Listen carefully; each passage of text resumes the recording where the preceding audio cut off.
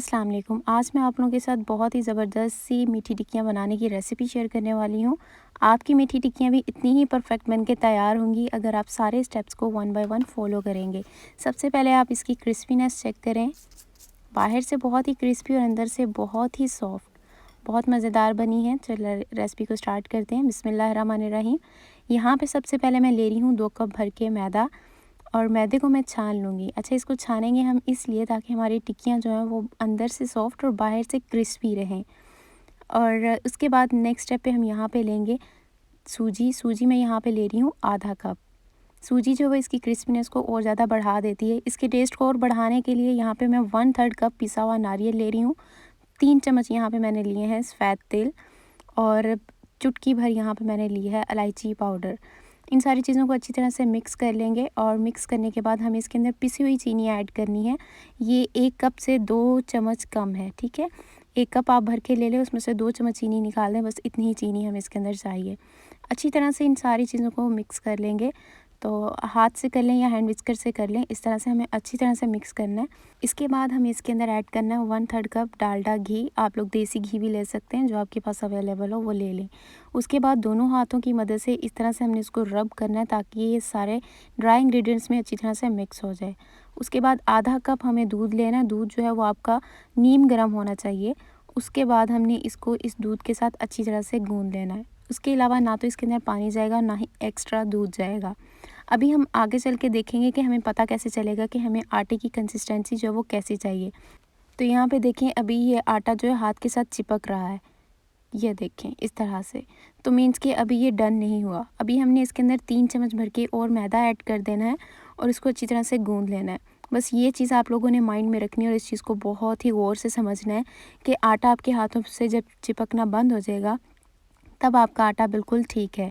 लेकिन अगर आप सही यही अमाउंट रखेंगे हर चीज़ की तो आपकी टिक्कियाँ बिल्कुल ख़राब नहीं होंगी। उसके बाद मैंने इसको ऊपर से लगा दिया है घी और इसको आधे घंटे के लिए रेस्ट दे दिया है। ये छोटी-छोटी टिप्स हैं, अगर आप इन सारे टिप्स को फॉलो करेंगे ना तो आपकी ये टिक्कियाँ बिल्कुल परफेक्ट बनेंगी। आधे घंटे के बाद अब मैं इस आटे को निकालूँगी, इसको 2 पोर्शन में डिवाइड कर लूँगी और फिर इसके बाद इसका पेड़ा बना के हम इसको अच्छी तरह से बेल लेंगे। अच्छा, बेलना जो है वो आप लोगों ने कुछ इस तरह से है कि इसको जैसे हम रोटी बनाते हैं ना, रोटी से थोड़ी-सी थिक सी इसकी लेयर होनी चाहिए।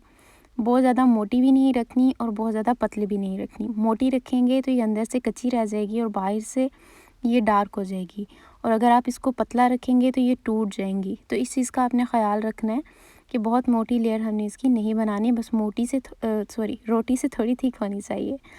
तो यहाँ पे देखिए मैंने इसको बेल लिया है और बेलने के बाद आप लोगों ने इस स्टेप को लाज़मी फ़ॉलो करना है। फ़ोर्क की मदद से इसको इस तरह से प्रिक कर लेना है जैसे कि हम पिज़्ज़ा वगैरह को करते हैं। इससे क्या होगा कि जब आप लोग टिक्कियाँ बनाएंगे, उनको फ्राई करेंगे तो वो फूलेंगे नहीं, वरना जब वो फूल जाती हैं तो वो इतनी क्रिस्पी नहीं बनती।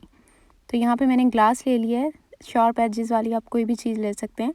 छोटे साइज़ का ग्लास भी ले सकते हैं अगर आप छोटी बनाना चाहते हैं। तो हम लोगों ने इस तरह से इसकी कटिंग कर लेनी है।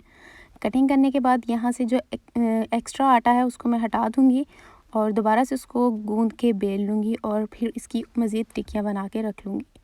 तो टिक्कियाँ बना के हमने इनको कोई रेस्ट वगैरह नहीं देना, फ़ौरन से हम इनको फ्राई कर सकते हैं।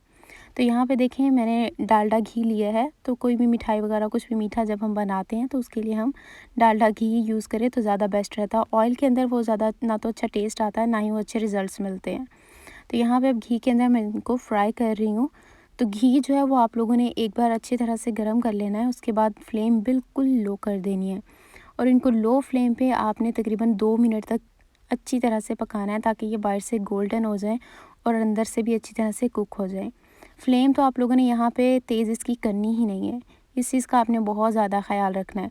फ्लेम तेज़ करेंगे तो ये अंदर से कच्ची रह जाएंगी और बाहर से जल जाएंगी। तो फ्लेम को बिल्कुल लो रखते हुए आपने इसको बिल्कुल हल्की आंच पे पकाना है। तो ये बहुत क्रिस्पी बनेंगी, बहुत ही मज़ेदार सी बनेंगी।